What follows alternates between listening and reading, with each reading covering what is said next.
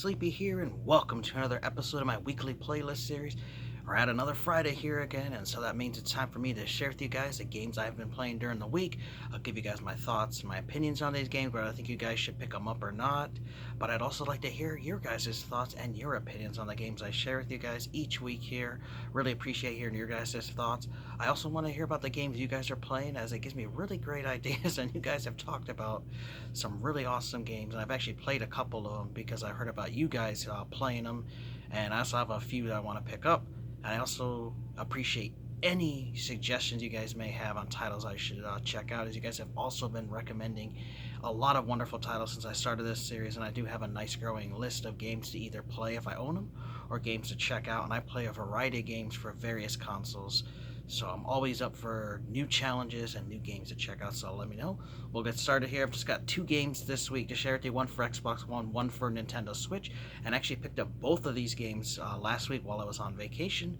First one came out on Tuesday, the other one came out on Friday, and that first one that I've been playing is Dungeons & Dragons Dark Alliance, and I had pre-ordered this at GameStop, but I actually had to use the GameStop app because when I went to the store back in April, the lady couldn't find a listing for the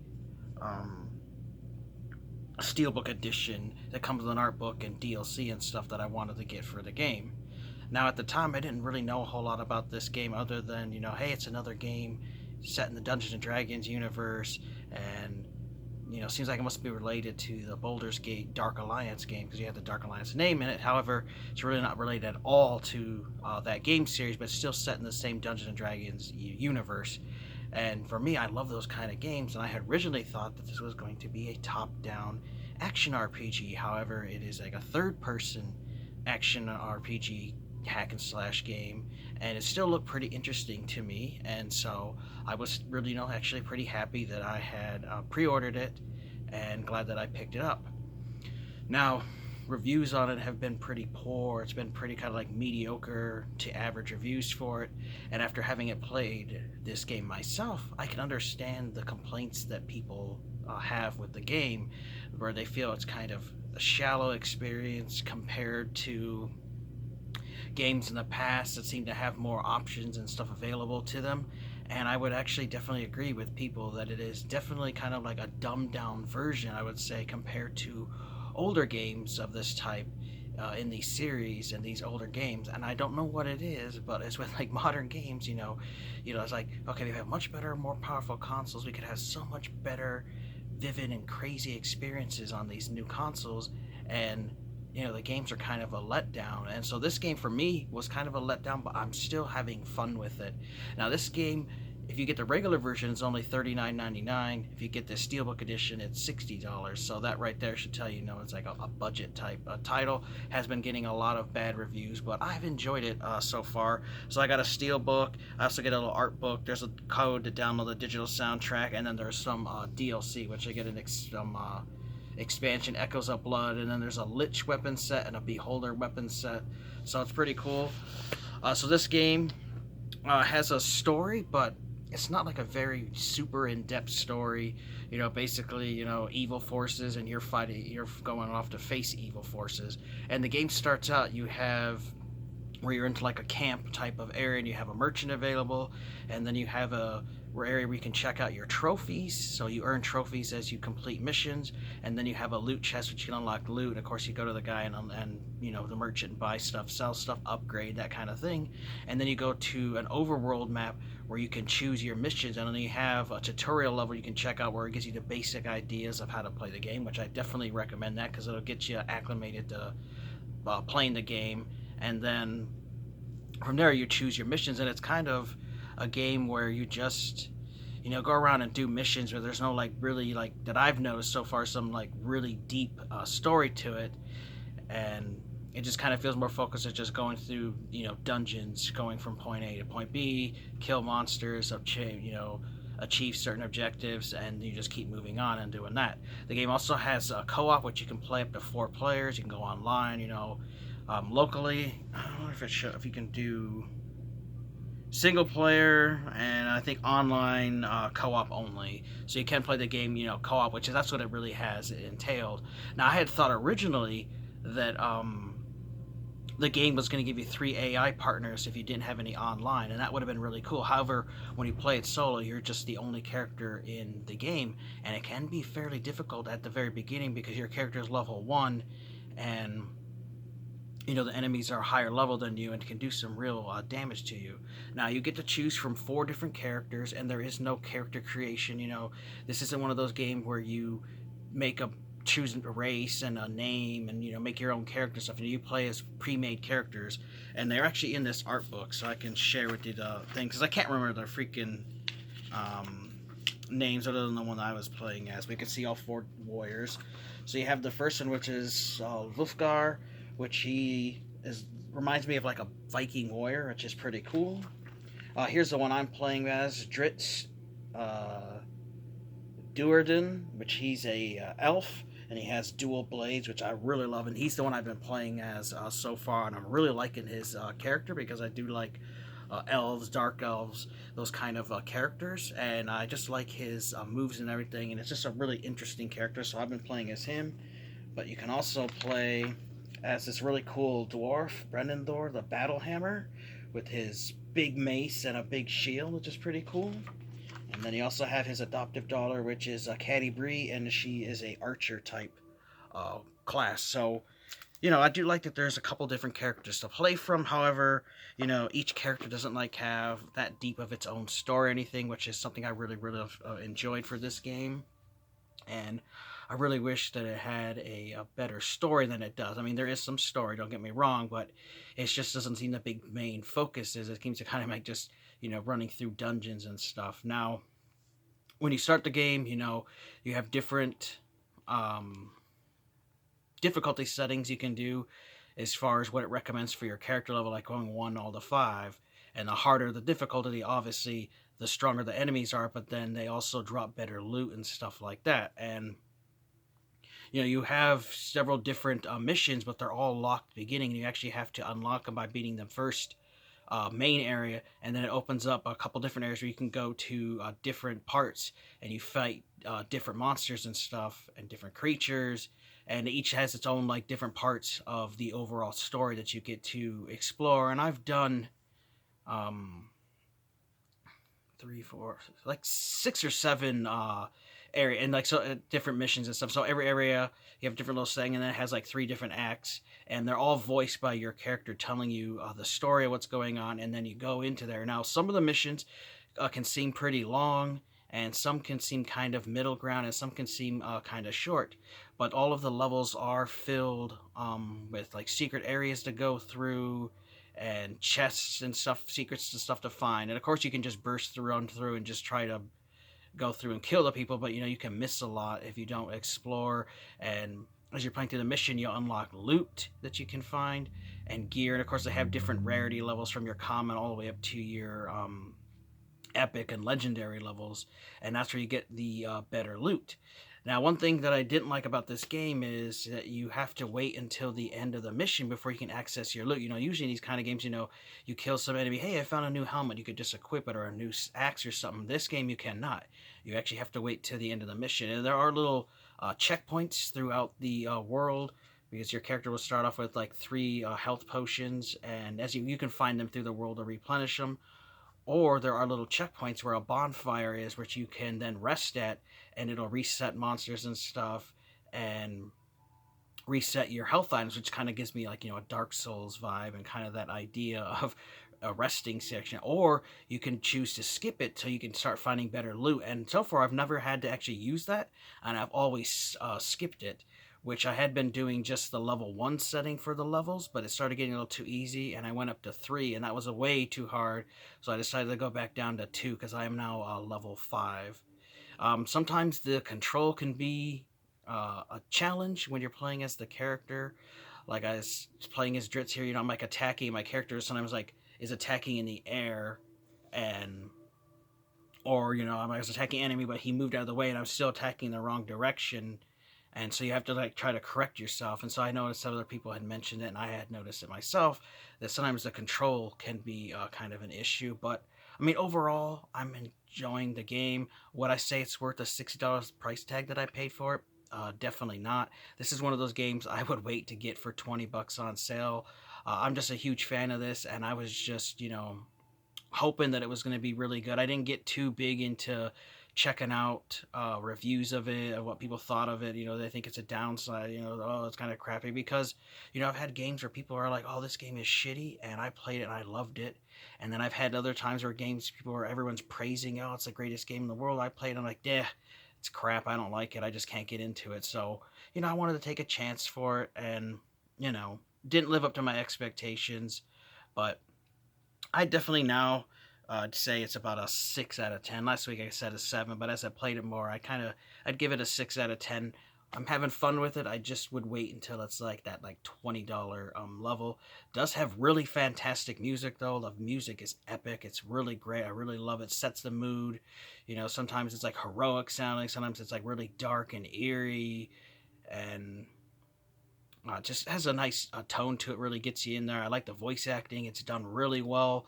Some of the people I have heard in other epic game, other epic like stories and fantasy settings. So they definitely had professionals do the voice of these characters that you would hear in this kind of a universe, which I really appreciated. So it does have that going for it and the music for it.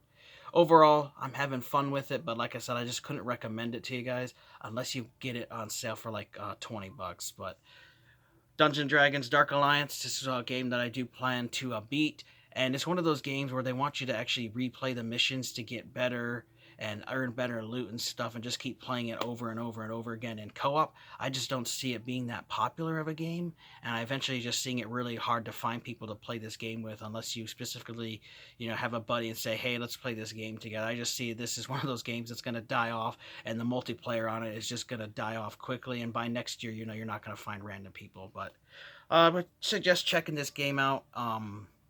If you can get it cheap. It's also on Game Pass, so if you guys have the Microsoft Game Pass on your Xbox console, you can actually download this and play it for free and check it out and see how you like it. Let me know if you guys played it. This is Dungeon Dragon Dark Alliance for Xbox One. And now the other title I picked up, I got here on Friday, and it's one I actually forgot about. I didn't pre-order it, but I went down to GameStop, and in the morning their online thing said they had 11 copies left, and when I looked again, it said they only had 4. And so I went there and picked up a copy of this, and that was Mario Golf Super Rush, which I'm a huge fan of the Mario Golf series. I loved it ever since I played the Nintendo 64 Mario Golf, and I played through and beat that game 100%, unlocked all the characters, courses, and everything. I just love that game, and I still play it occasionally here and there. I also like the Mario Golf on GameCube and the Wii. They had it on Wii U and stuff, even in the 3DS and some Game Boy ones. It was just a fun series. And so I was really excited when they talked about a new Mario Golf game coming out for the Switch. And so I wanted to get it. I just forgot about pre-ordering it. I did get the pre-order pins from GameStop. The lady was nice. She's like, oh yeah. She's like, you really should have pre-ordered it, but here, I've got an extra one. You can have it. So I got that. So I was really happy. So this game does have a lot of characters to choose from. I think it was like 16 or something. I don't remember all the characters now, but I know there's Mario. You got your Luigi, Wario, Waluigi, Princess Peach, Yoshi. You can play as a Mii character, so you can play as yourself. Let's see if I remember the Boo, Toad. There's just a bunch of the King Babam guys in it. And so you just have a variety of characters that you hadn't seen in previous games that you can play as. One thing that was kind of disappointing is this game only actually has 6 courses to play on, and the very first course is really basic, and like all the holes are really like connected to each other, and you can actually jump from one hole to another to actually get to where the hole is. But overall, I've been having fun with this game. But again, just like the just like the Dungeons and Dragons Dark Alliance game, it's like this one was also kind of a disappointment when you compare it to the older Mario Golf games. Like, I feel like Mario Golf on the 64 is actually a better game than the Mario Golf here on the Switch. Now, don't get me wrong, I enjoyed this. However, this was a $60 title, but I'd rather it had been a $40 game, as it just doesn't have all the features and stuff that were in the older Mario Golf games. So you have the regular Mario the golf, and the stroke play or match play. If you guys play golf, you know the different kind of variations. But this one did add the speed golf, so you chase down your ball in a race to the hole, and what you and up to four people all hit the ball at the same time, and you have a timer of like 2 minutes to hit your ball, and the whole object is obviously to have the fewest strokes and to complete the hole and everything and still be the quickest at the same time. And I had seen people who played this on stream, a few different people, and they seemed to get the speed golf part wrong, as far as like they were just rushing to the ball. They weren't thinking about their shots or anything, and just kind of rushing it, hoping to be the first one. And the whole object is not to be the first person in to sink their ball. It's like you want to um, have the best score and stuff for that mode. So was interesting. They also have this golf adventure mode, which you can create a me character if you don't have one already on your Switch, and you level up as a golfer, because all the golfers have different stats that you can, like your speed and your power and all that, because all the Mario characters and golfers in the world all have different settings. So some can hit the ball further, some are stronger, some have better handling on the ball and stuff like that. And so your me character starts out blank and real basic stuff, and as you play through the story mode, you actually earn experience and you level up, and every time you level up, you can update one of those attributes, and so you can make the character tailored the way you want to play. You want to be a guy that hits the ball really long, or you want to control the ball really well, be really good at putting in your short game and stuff. So I'm really having fun with the story mode, and I'd probably say I'm about halfway through it. And I see people say that the story mode's about 5 to 6, maybe 7 hours long, and then once you beat it, your me character will be maxed out, and then you can use him in the regular mode along with the regular Mario characters. And if you want to do any other Mii's, you'd have to start a new story over, and it's just basically the same story.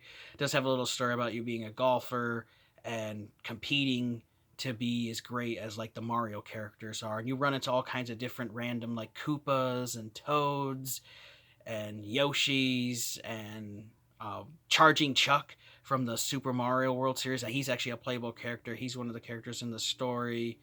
And Birdo, that's another one I know that's in the game. And stuff like that. Now, I did hear that they do have DLC planned for this game. I don't know if it's going to be free or not. But like I said, a lot of people were complaining that there was only 6 courses to choose from. When do you think something like this? Like, why wouldn't they have like 10 or 12? At the beginning, though, there are the courses are not all unlocked, which I do like. So, what you playing through the adventure mode, you actually unlock the courses, which I like that. And one thing I loved about the Mario Golf on the Nintendo 64, is you only had a couple of characters at the very beginning. You actually had to play this character match game where, like, oh, I want to unlock Luigi. You had to face Luigi one-on-one in golf. If you beat him, you would unlock him. And I like that because it gave you incentive to unlock all the characters. Well, unfortunately, in this game, all the characters are unlocked at the beginning, and I would have rather have had like 4 or 5, maybe 6 characters total, and then had you go through that mode to unlock them. So I was a little disappointed they were all unlocked at the beginning. Um, I wish it had more golf modes than it does, because you have your online play, you have that adventure mode, you have like your speed golf, then you have like your normal regular quick play golf where you can just play a match, and you can choose from like 3 holes, 6 holes, 9 holes. You can play 18 holes, and you can go from there. It does, of course, since the Mario world, it does have, like some real basic courses. But then since it's in the Mario universe, you do have your Mario obstacles. Like you might have guys, those big rolling boulder dudes. I don't remember what their name is, but they're from the later Mario games, rolling around, or piranha plants, or different unique elements going on. Like one of the worlds had like little tornado whirlwinds in the air and stuff, and you had to avoid certain obstacles and stuff. So you did have that old, Mario charm to, like they always do with a sports game. They have that little Mario theme where it's not just normal golf.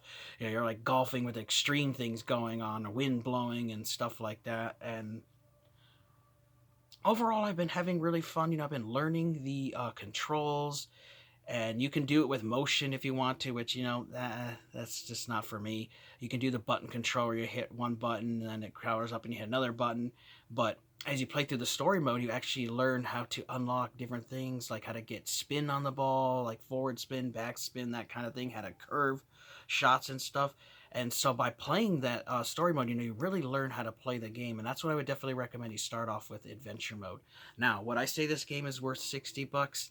Nah, I would say about $40. However, Mario Party, geez, Mario games and Nintendo rarely lose their value. Nintendo doesn't ever have sales. I mean, sometimes you'll find these for like $47.99, $40 on a GameStop website, 50 at like Walmart or something.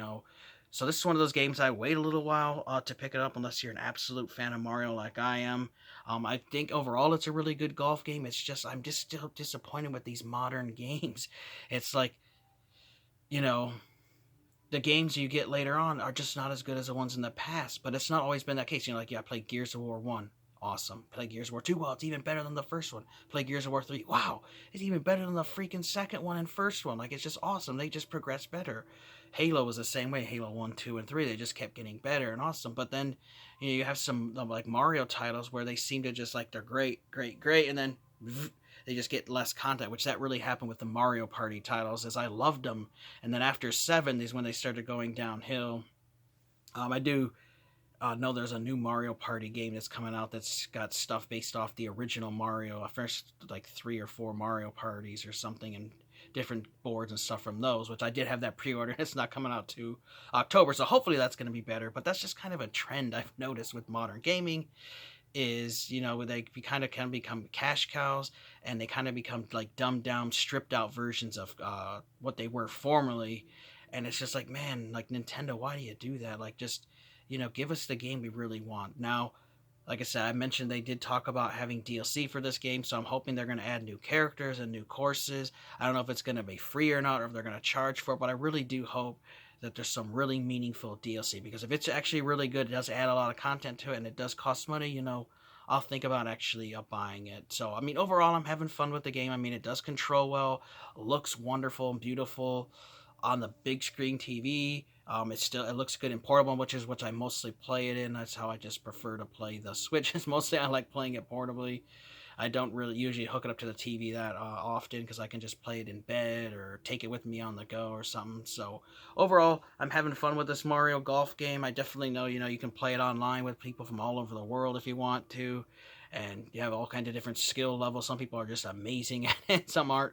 I actually do really well at this game, just because I've done really well since the Mario Golf on the 64 days.